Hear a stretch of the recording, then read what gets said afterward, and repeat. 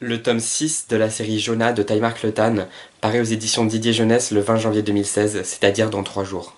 Avec ce 6e tome, la série prend fin, et c'est donc avec une certaine émotion et beaucoup d'enthousiasme que j'ai décidé de faire une vidéo sur cette série que je vous enjoins vraiment à lire, et je promets ne faire aucun spoiler durant cette vidéo.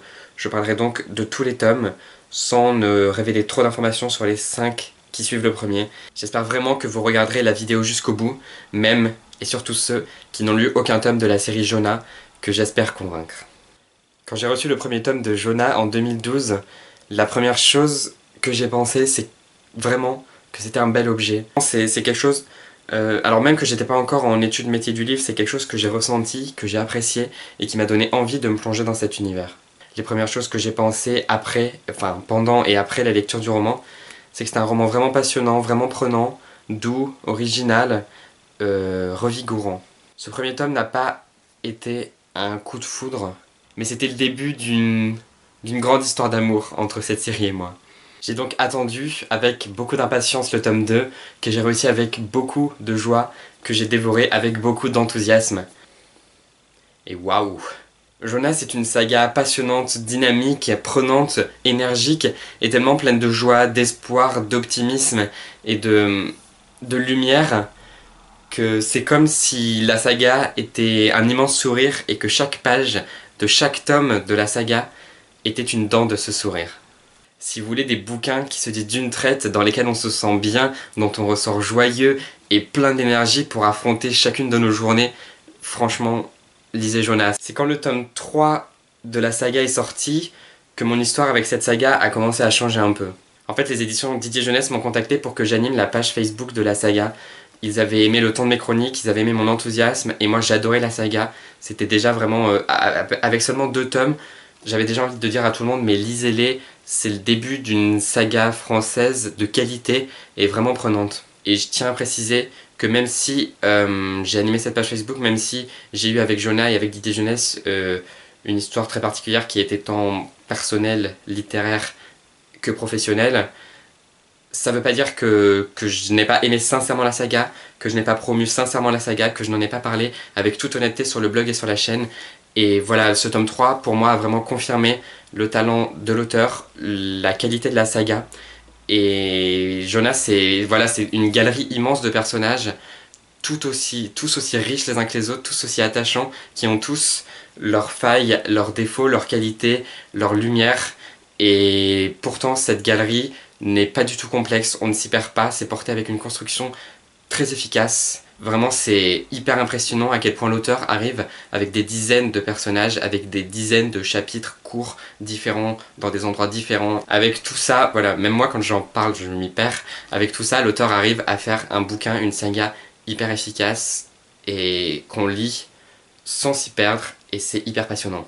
Tout au long de sa saga, et notamment, il me semble, dans le tome 4, l'univers de Jonah se complexifie, s'approfondit, s'enrichit, et il gagne de nouvelles émotions, de nouveaux éléments, de nouvelles choses qui ajoutent à la saga une autre dimension.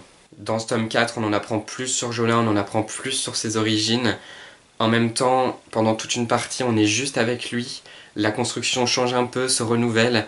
Voilà, l'auteur ne reste pas sur les schémas qu'il a lui-même bâtis, il ne reste pas sur les personnages qu'il a lui-même créés. Tout évolue, la construction, le style, les personnages, l'histoire, si bien qu'on s'ennuie pas, et surtout que c'est ça qui révèle la vraie qualité d'une saga, c'est que on suit les personnages, on suit l'histoire, on suit tout ce dont je vous ai déjà parlé, tout ce qui fait une saga, tout ce qui fait une histoire tout court. On suit tout ça, mais ça change, ça évolue, et nous-mêmes on change avec. Tous les lecteurs de Harry Potter le savent, c'est sans doute l'exemple le plus flagrant, mais pour moi qui n'ai pas vraiment été dans la vague Harry Potter, c'est avec des sagas comme Jonah, comme Mathieu Hidalf, que je découvre ce plaisir de changer avec des personnages, de changer avec le livre, de changer avec l'auteur, de voir tout ça évoluer, et c'est vraiment plaisant, c'est beau, et c'est surtout impressionnant. Comme je disais juste avant pour le tome 4, Jonah c'est une série qui évolue et qui s'approfondit, et je crois qu'avec ce tome 5, il gagne même une autre étape de sa qualité d'auteur, de raconteur d'histoire, et et de la qualité de sa saga. Taimark Letan assombrit l'univers de sa saga, il assombrit les personnages, et chacun de ces personnages, et notamment Jonah qu'on avait vu jusqu'ici comme un personnage fort, joyeux, optimiste, lui aussi il a ses failles et ses aspérités qui se révèlent notamment dans ce tome 5. Comme les autres personnages, petit à petit dans la saga, se révèlent au lecteur et gagnent différentes lignes de leur vie qui font que qu'eux aussi ils changent, qu'eux aussi ils ont leur lumière et leur part d'ombre.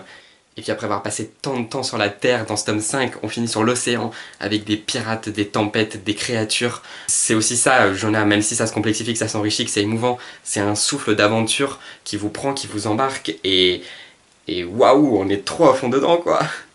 Non franchement, j'adore. Et voilà, le tome 6. Le tome 6 de Jonah sort dans 3 jours. Comme je vous disais, j'ai eu l'occasion de travailler sur ce tome 6 à l'occasion de mon stage aux éditions Didier Jeunesse.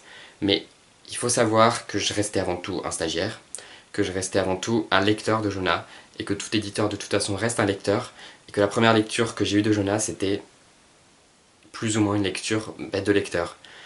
C'était vraiment l'émotion d'avoir entre les mains le dernier tome de Jonah, de pouvoir découvrir la fin, de pouvoir la lire. Je préfère vous dire tout ça parce que ça fait partie de mon aventure avec Jonah, ça fait partie de l'émotion qui me relie à cette saga. Et puis, enfin voilà, il y a transparence sur cette chaîne, je vais pas me cacher. C'est pas question, je crois que c'est pas question de légitimité ou pas, c'est juste question de sincérité. Et moi, en toute sincérité, j'ai adoré la saga Jonah. Ce tome 6, c'est le dernier tome, c'est celui qui clôt la saga. Et il atteint une intensité vraiment très forte qui est due à la fin, qui est due aux aventures, qui atteignent un rythme effréné, qui est due à l'émotion de, de découvrir les dernières ficelles de l'univers de Jonah, d'avoir des dernières surprises, de dernières révélations, de quitter les personnages, de les voir arriver au bout de leur aventure et de les voir sourire une dernière fois, un grand final. Je vous dirais juste qu'on en ressort mais ému. Jonah, pourquoi es-tu déjà terminé? Jonah en tant que lecteur, ça a été une super belle découverte et c'est pour moi l'une des meilleures sagas fantastiques, d'aventure, enfin même peut-être l'une des meilleures sagas tout court que j'ai pu lire. Moi j'aimerais bien que vous ayez rencontré Jonah, donc n'hésitez pas. Et sinon vous avez sans doute remarqué que durant la vidéo j'avais 2 exemplaires du tome 6. Il y en a un ici, il y en a un ici. C'est juste un doublon, du coup comme je l'ai en double, et ben, je vais vous en donner un. Il y a un exemplaire du tome 6 de Jonah qui sort le 20 janvier chez Didier Jeunesse à gagner. Je mettrai toutes les conditions de ce concours sur le blog en fait, je vais pas faire le concours sur la chaîne YouTube, donc je vous invite à aller sur le lien que je mets en barre d'infos. Et peut-être que vous pourrez gagner le tome 6 de Jonah. Voilà, cette vidéo est terminée, mais pour finir, j'aimerais vous encourager à aller aimer la page Facebook de Jonah. C'est pas parce que c'est moi qui la gère, c'est juste parce que comme ça vous pourrez suivre l'actualité de Jonah, de l'auteur, de sa prochaine série. Et puis, je dis ça, je dis rien, mais il y a peut-être des surprises qui s'y préparent. Vous pouvez aussi vous abonner à la chaîne si vous voulez suivre les prochaines vidéos. Et je propose, en l'honneur de Sian, un personnage qui apparaît dans le tome 6 de Jonah, de finir cette vidéo en exclusivité par un petit headbang.